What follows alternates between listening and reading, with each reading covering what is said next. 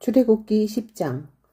여호와께서 모세에게 이르시되 바로에게로 들어가라. 내가 그의 마음과 그의 신하들의 마음을 완강하게 함은 나의 표징을 그들 중에 보이기 위함이며 내게 내가 애굽에서 행한 일들 곧 내가 그들 가운데서 행한 표징을 내 아들과 내 자손의 귀에 전하기 위함이라. 너희는 내가 여호와인 줄을 알리라. 모세와 아론이 바로에게 들어가서 그들에게 이르되 히브리 사람의 하나님 여호와께서 말씀하시기를 내가 어느 때까지 내 앞에 겸비하지 아니하겠느냐.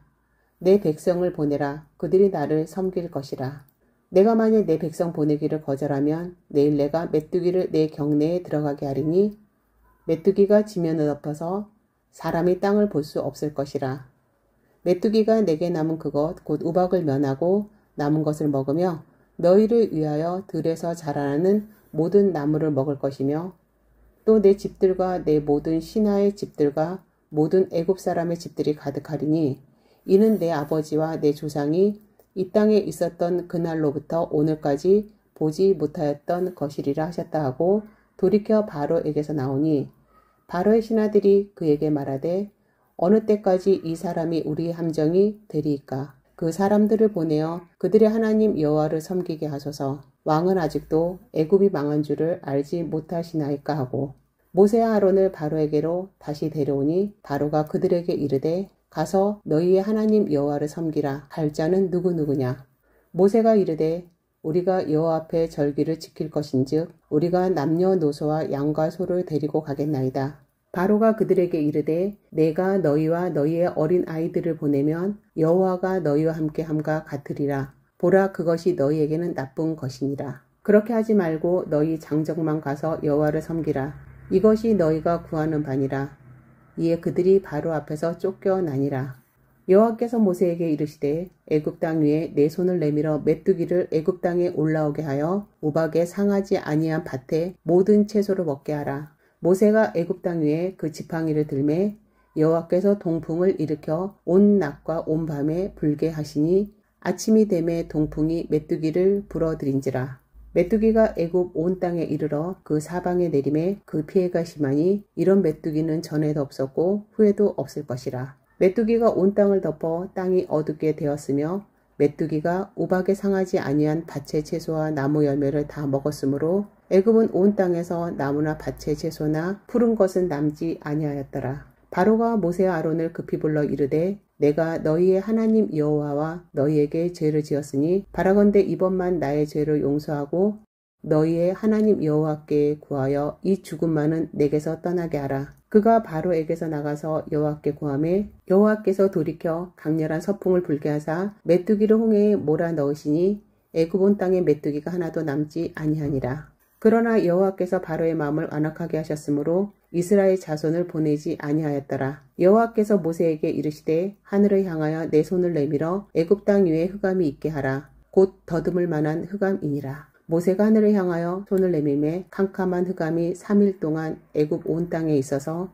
그동안은 사람들이 서로 볼 수 없으며 자기 처소에서 일어나는 자가 없으되 온 이스라엘 자손들이 거주하는 곳에는 빛이 있었더라. 바로가 모세를 불러서 이르되 너희는 가서 여호와를 섬기되 너희의 양과 소는 머물러 두고 너희 어린 것들은 너희와 함께 갈지니라. 모세가 이르되 왕이라도 우리 하나님 여호와께서 드릴 제사와 번제물을 우리에게 주어야겠고 우리의 가축도 우리와 함께 가고 한 마리도 남길 수 없으니 이는 우리가 그 중에서 가져다가 우리 하나님 여호와를 섬길 것임이며 또 우리가 거기까지 이르기까지는 어떤 것으로도 여호와를 섬길지는 알지 못함이니이다 하나 여호와께서 바로의 마음을 완악하게 하셨으므로 그들 보내기를 기뻐하지 아니하고 바로가 모세에게 이르되 너는 나를 떠나가고 스스로 삼가 다시 내 얼굴을 보지 말라. 내가 내 얼굴을 보는 날에는 죽으리라. 모세가 이르되 당신 말씀하신 대로 내가 다시는 당신의 얼굴을 보지 아니하리이다. 아멘. 사랑하는 교우 여러분, 구독자 여러분, 어제는 하루 종일 비가 많이 내렸습니다. 이번 비는 가문 대지의 단비였습니다. 가물고 건조한 날씨에 그동안 산불이 얼마나 많이 일어났습니까?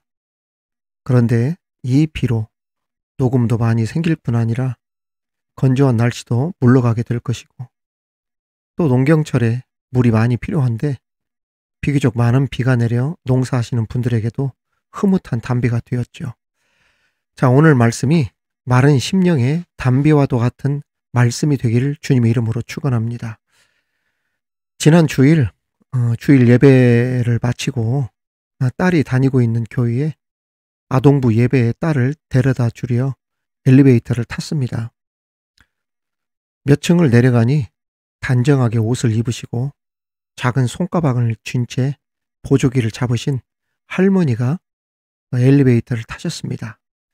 제가 가만 보니 눈치가 있잖아요. 제가 교회를 가시는 것 같아요. 그래서 제가 먼저 어머니 오늘 교회 가시는가 봐요. 그랬더니 예상대로였습니다.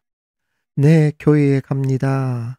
그동안 한참을 몸이 아파서 교회를 나가지 못했는데 오늘 예배도 드리고 오랜만에 구역 식구들 얼굴이라도 보려고, 그리고 그렇게 해야 제 장례도 준비할 것 아니겠어요. 언뜻 뵈니까 팔순이 훌쩍 넘으신 것 같았습니다. 그러니까 천국 갈 준비를 해야죠 라고 하는 그런 말씀이셨어요. 제가 물어봤죠. 여쭤봤죠. 자녀분들도 교회에 다니십니까? 여쭤보니까 아이고 당연히 교회에 다니죠 하는데, 제가 어디 교회 다니시냐고 물으니 우리 교단, 제가 잘 아는 교회였습니다. 제가 이곳에서 자라고 학교를 다녔으니 얼마나 잘 알겠어요. 그 교회도 오래전, 지금은 은퇴하신 목사님의 아들이 제 고등학교 2년 후배이기도 하니 제가 잘 알 수밖에 없었죠. 엘리베이터에서 내리면서 제가 그랬습니다. 어머니, 제가 교회까지 모셔다 드리겠습니다. 어찌나 고마워하시던지 저보고 교회는 다니십니까? 라고 물으시더라고요. 제가 부담이 되실까봐 제가 목사입니다 이렇게 말씀은 드리지 않고 예, 교회 다니지요 하고 교회로 모시고 가는데 차 안에서 할머니께서 그러시더라고요. 선생님, 제가 조남만 알려드려도 잘 아는 그 최 목사님 딸입니다 그러는 거예요. 제가 목사님 딸이에요 라고 이렇게 말씀을 하시는데 언뜻 뵙기에도 팔순이 훌쩍 넘으신 어머니께서 목사님 따님이셨다고, 그것도 고명하신 최 목사님의 따님이라고 하시는데 제가 얼마나 기뻤는지 모릅니다. 그런데 제 차 안에 목사님 딸이 2명이 타고 있었어요. 한 분은 팔순이 넘으신 목사님 딸, 그리고 앞자리에 앉은 제 딸도 목회자의 딸, 목사의 딸입니다. 순간 이런 마음이 들었습니다. 할머니께서 지금까지 살아오시는데 돌아가신 목사님의 기도가 얼마나 컸을까. 그리고 그 기도와 기대대로 할머니는 훌륭한 믿음의 어머니가 되셨고 권사님이 되셨고, 문득 우리 세론이도 시간이 지나 먼 훗날 목사님 따님이신 할머니처럼 그렇게 신앙생활 잘하면서 자랐으면 좋겠다 라고 하는 바람과 함께 우리 딸과 제 눈이 마주쳤습니다. 사랑하는 세론이의 눈빛이 마치 아빠, 말하지 않아도 다 알아. 무슨 말을 하려고 하는지 알아. 이렇게 하는 것 같았습니다. 차에서 내려 보조기를 펴드리고 할머님을 교회까지 잘 모셔다 드렸죠. 여러분, 모세 이야기가 지금 나오고 있는데 어릴 때부터 모세는 어머니 요게벳을 통해 하나님을 알고 배우고 믿으면서 자랐고 훗날 하나님께 귀히 쓰임받는 지도자가 되었습니다. 이제 하나님의 소명을 받아 바로 앞에 서게 되었던 모세가 하나님의 말씀을 전하는데, 이 과정에서 우리들에게 주시는 그 은혜가 어떤 은혜가 있는지 함께 살펴보면서 그 은혜를 함께 나누도록 하겠습니다. 오늘 말씀은 한 가지만 여러분들께 말씀을 드리려고 그래요. 성도는 결과에 상관없이, 관계없이 하나님의 말씀을 있는 그대로 전해야 한다. 이 교훈을 우리들에게 가르쳐주고 있습니다. 3절 말씀에 보면 모세와 아론이 바로에게 들어가서 그에게 이르되 히브리 사람의 하나님 여호와께서 말씀하시기를 네가 어느 때까지 내 앞에 겸비하지 아니하겠느냐? 내 백성을 보내라. 그들이 나를 섬길 것이라. 여러분, 이 명령을 모세와 아론은 벌써 7번째 걸쳐 반복하고 있습니다. 다시 말하면 모세는 바로가 하나님의 말씀을 전달한다 해도 또 거절할 것을 알고 있었다는 이야기입니다. 거절할 것을 알고도 찾아갔다는 이야기예요. 따라서 모세는 하나님께 한두 번쯤은 하나님, 다른 사람은 몰라도 바로는 절대 안 됩니다. 아무리 전해도 이 사람은 하나님의 말씀을 받지도 듣지도 않을 겁니다. 제가 7번이나 지금 찾아왔는데도 그렇습니다. 이런 사람은 소용없습니다. 미리 예측하고 그렇게 충분히 이야기할 수도 있었다는 이야기죠. 그런데도 성경 어디에 봐도 모세는 하나님께 그렇게 토로했다는 곳이 나오지 않습니다. 바로가 그 명령을 7번이든 8번이든 10번이든 그가 받아들이건 받아들이지 않건 간에 하나님의 말씀을 있는 그대로 끝까지 전달했습니다. 이것이 사명자가 할 수 있는 최선입니다. 그렇습니다. 사명을 받은 자는 그 결과에 상관없이 자신에게 맡겨진 사명을 끝까지 수행할 수 있어야 합니다. 하나님께서는 사명자에게 그 결과를 책임지라고 말씀하시지 않으셨습니다.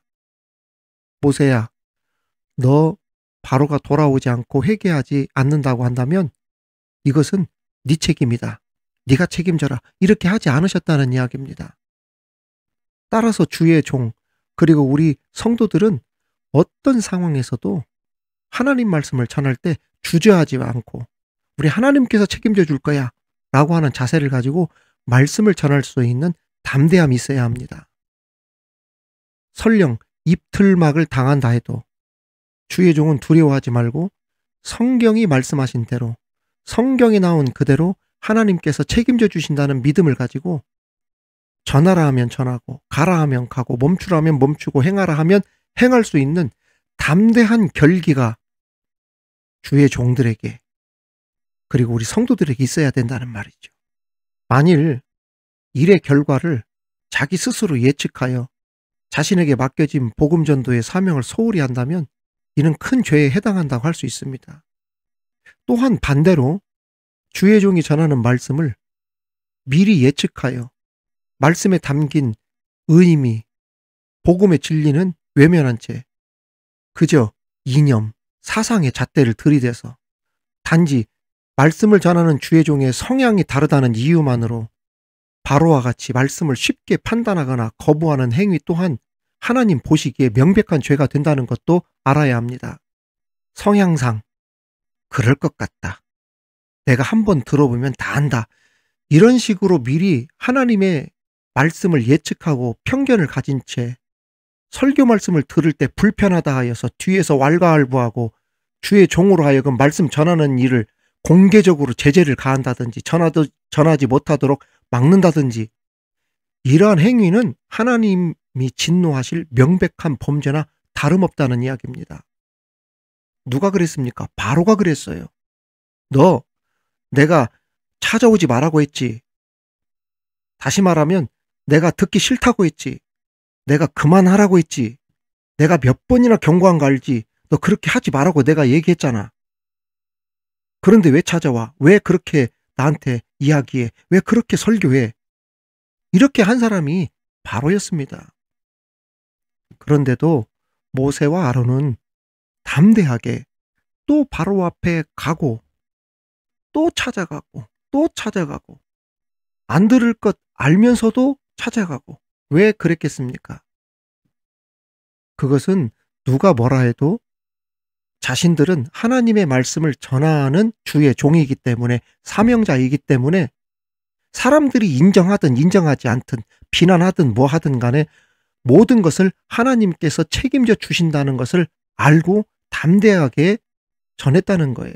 그래서 하나님의 말씀을 듣는 일에 대해서는 쉽게 우리들이 판단해서는 안 돼요. 제가 최근에 너무 잘하는 후배에게 어느 교회 이야기를 듣고 새삼 놀랐는데 담임 목사가 부목사의 설교가 마음에 들지 않는다고 모든 부교역자를 있는 데서 해당 부목사에게 너 설교문 가지고 와라. 나한테 검사 맡아라. 앞으로도 설교할 때 나한테 검사 맡고 설교해라.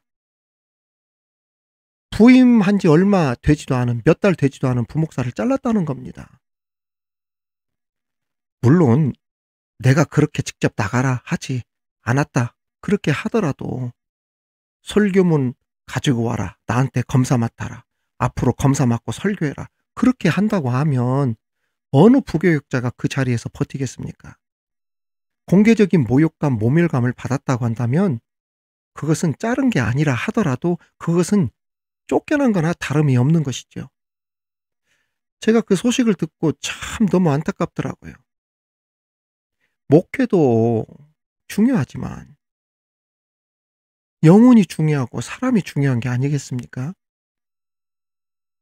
자신의 삶을 통해 부족한 부교역자에게 영감을 주는 담임이 되어야 되고, 그래서 감동을 주고, 그래서 부교역자들로 하여금 내가 담임 목사님에게 인정을 받고 있구나, 사랑을 받고 있구나, 나같이 모자라고 부족한 종임에도 불구하고 나를 이렇게 지지해 주고 있구나, 이런 마음이 들게끔 먼저 해 주어야, 그래야 거기에서 무엇인가 개선점도 생기고, 그리고 용기도 얻고 자존감도 생기고, 그러면서 부교역자들이 조금 더 완성된 담임 목사로서의 모습을 조금씩 갖춰갈 것 아니겠어요?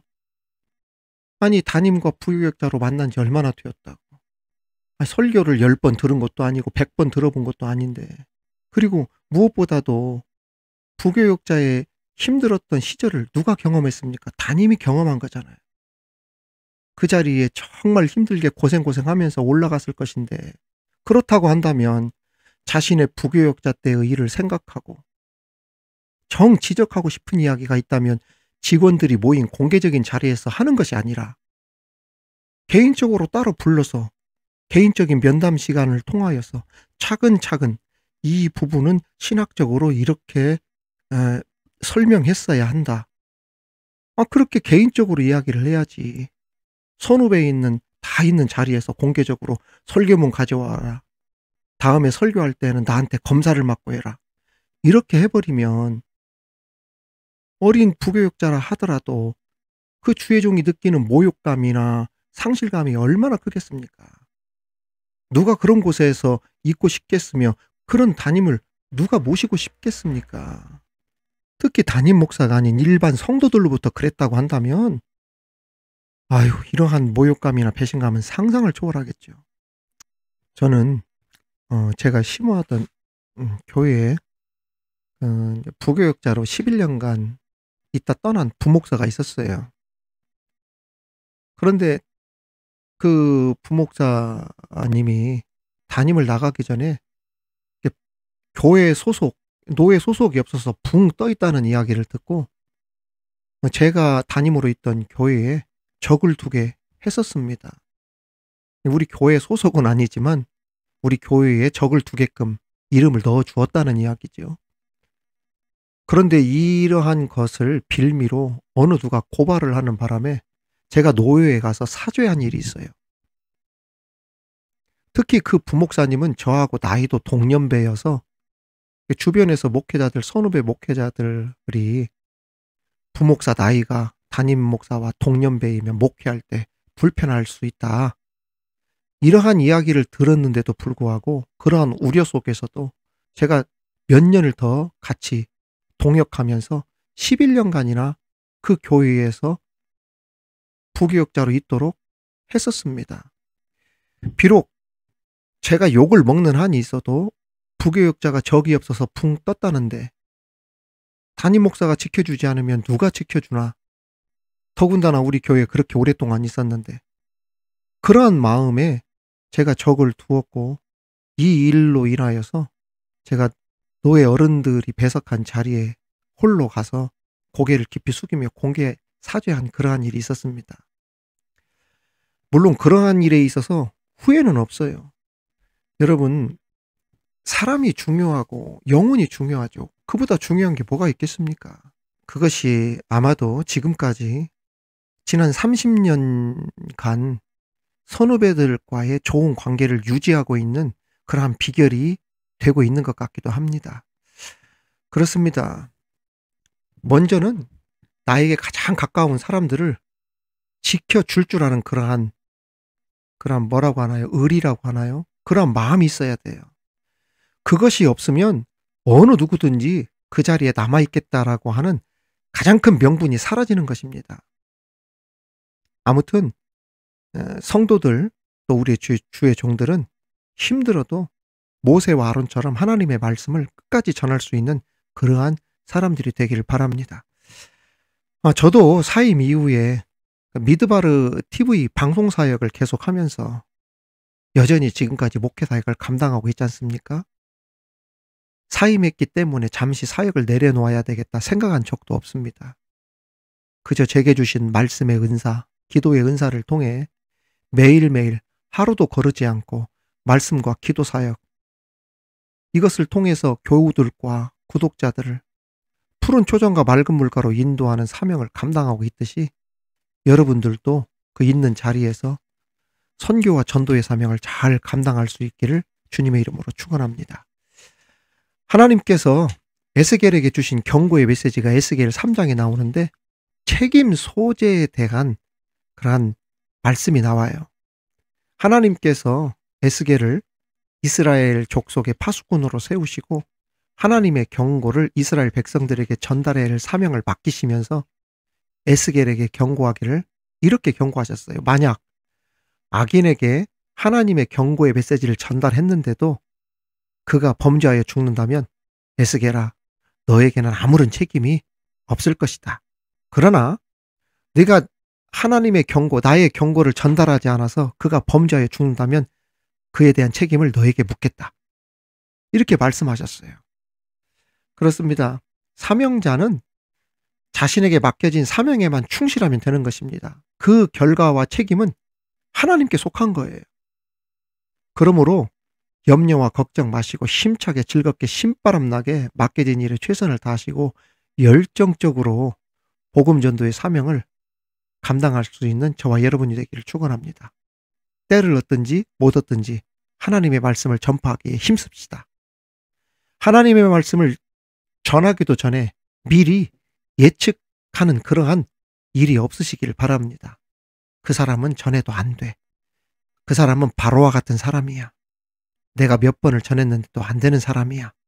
포기하지 마시고 끝까지 인내하며 복음을 전할 수 있는 저와 여러분이 되기를 바라고, 또한 말씀 전하는 분의 성향이 이러니 말씀을 이렇게 한다, 이런 식으로 말씀을 판단하고 듣는 성도가 되지 마시고 그 말씀 속에 숨겨진 그 의미, 그 진리를 잘 찾아 그 말씀의 은혜를 받아 누리기에 부족함이 없는 저와 여러분이 되기를 바랍니다. 여러분 잘 들으세요.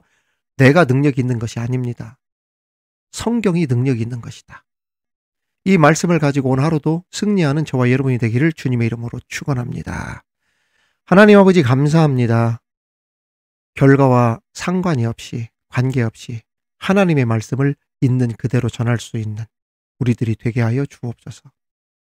7번에 걸쳐 하나님의 명령을 가지고 바로가 듣든지 아니 듣든지 찾아갔던 모세와 아론과 같은 그러한 자세를 가지고 사명을 맡은 자로서 끝까지 그 사명을 감당할 수 있는 우리들 되게 하여 주옵소서. 내가 듣기 싫다고 했지, 그만하라고 했지, 몇 번이나 경고한가 할지, 바로와 같은 그러한 모습은 추워도 우리 삶에 나타나지 않도록 도와주옵소서. 말씀을 은혜 가운데 잘 받아 하나님이 주신 복을 받아 누리기에 부족함이 없는 우리 모두 되게 하여 주옵소서. 예수님 이름으로 기도하옵나이다. 아멘.